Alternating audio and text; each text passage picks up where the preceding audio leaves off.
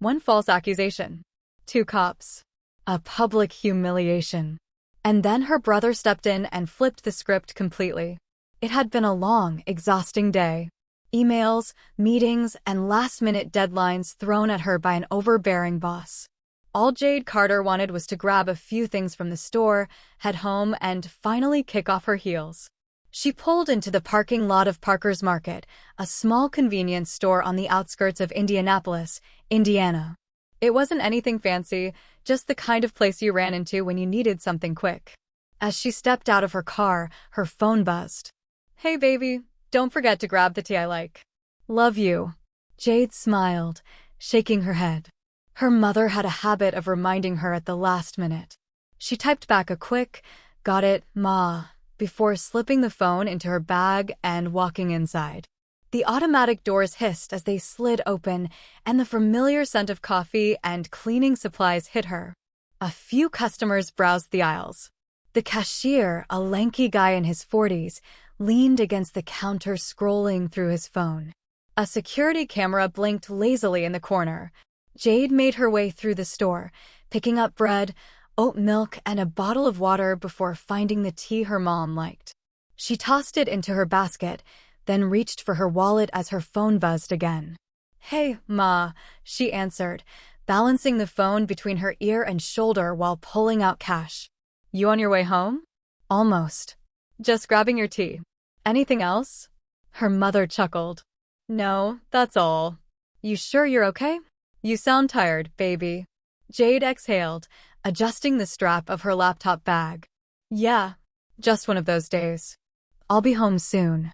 As she approached the checkout, she noticed the cashier watching her.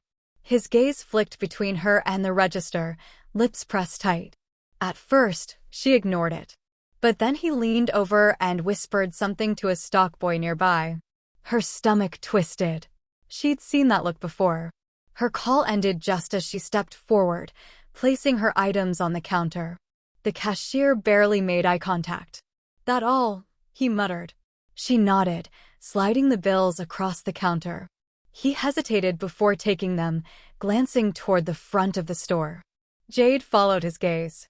Two police officers had just walked in. And they weren't shopping. One of them, stocky with a buzz cut, scanned the store before locking eyes on her. His partner, taller and lanky, nodded. Then they started walking straight for her. Jade barely had time to process what was happening before they closed in. "Ma'am, we need to speak with you," Buzzcut said, his voice firm. Jade blinked, caught off guard. "Me? What's going on?" The cashier shifted uncomfortably, but didn't meet her eyes. The taller officer adjusted his belt. "We got a call about a suspicious individual matching your description." Her stomach dropped. "Suspicious?" She glanced around. The store wasn't even crowded, just an older woman near the frozen section and a teenage boy flipping through a magazine. "What are you talking about?" she asked, keeping her voice even. "I'm just buying groceries." Buzzcut didn't blink. "Do you have ID on you?" Jade gripped her wallet tighter. "For what? What exactly am I being accused of?" The tension in the air thickened. The taller officer sighed, already looking impatient. A store employee reported someone acting suspiciously, looking around too much, counting money. Jade let out a sharp laugh. "Since when is counting my own money a crime?" Neither officer flinched. The cashier finally spoke, his voice quieter now. She was hesitating at the shelves, like she was watching to see if anyone was looking. Jade turned to him, eyes wide. "I was trying to decide between brands. You really think I came in here to steal tea and oat milk?" Buzzcut took a step closer. "Ma'am, lower your voice." Her breath caught. She wasn't even yelling. She could feel it now, the way the energy in the store shifted. The teenager had stopped flipping through his magazine. The older woman by the frozen peas was pretending not to watch. Jade's heartbeat picked up. She had seen this play out before, too many times. And it never ended well. "I want to know exactly what I'm being accused of," she said, her voice firm. Buzzcut exhaled sharply, like she was exhausting him. "Ma'am, someone thought you might be shoplifting. We're doing our job." Jade's laugh was bitter. "You mean profiling?" The second those words left her mouth, the air shifted again. Buzzcut's eyes darkened. Turn around. Heat shot through Jade's body. What? No. She stepped back instinctively.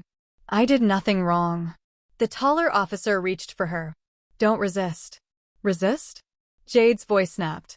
You are not about to search me in the middle of the store like I'm some damn thief. Before she could react, hands grabbed her arms, forcing her to turn. Humiliation crashed over her. In front of strangers, they patted her down, palms sweeping over her pockets, her back, her waist. She wanted to disappear. Her skin burned with shame. She wasn't crying. She refused to give them that. But her fists clenched at her sides. And then, the bell above the door chimed. Jade barely registered it until she heard a familiar voice. A voice that didn't ask questions. A voice that cut through the tension like a blade. Let her go. Now. The air in the store shifted instantly.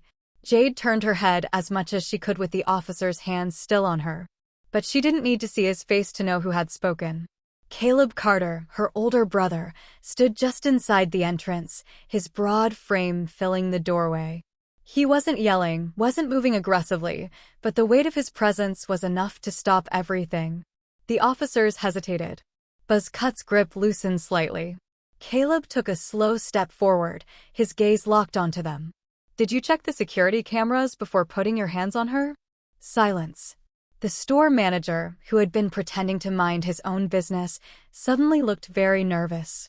Unless you plan to arrest her, which you have no grounds for, Caleb continued, y'all need to leave. Buzzcut's jaw clenched.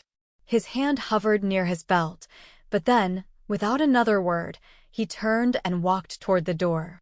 The taller officer hesitated, his pride still bruised, but eventually followed. Jade's chest rose and fell. She should have felt relief. But all she felt was exhaustion. Caleb exhaled and turned to her. You okay? She wanted to say yes. But for the first time since this nightmare started, she let herself feel it.